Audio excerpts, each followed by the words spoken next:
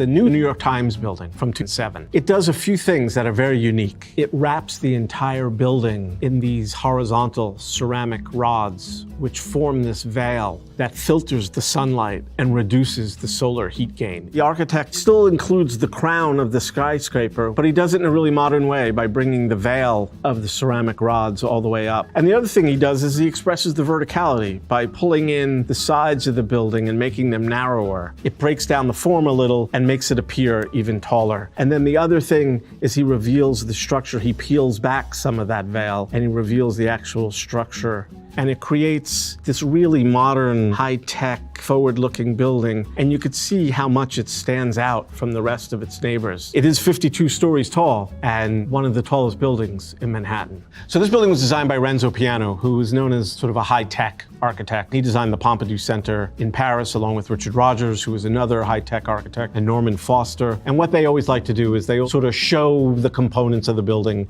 on the outside. Other examples of express structure in New York are 3 World Trade Center by Richard Rogers or the Hearst Building by Norman Foster. Let's get a closer look at those ceramic rods and how the structure is expressed. The first thing is they still employ the same masthead title of the paper, which I love. So you take this really old Gothic typeface and you put it on this super modern building. The juxtaposition is fantastic. And you could see close up these ceramic rods, and you could see the windows beyond, and you could see the X-bracing that stiffens the entire structure and makes it solid. And at the same time, he holds back the ceramic rods or the veil on the front of the building and reveals the corner to create these wonderful corner offices. The New York Times building, it's yet another architectural corporate expression.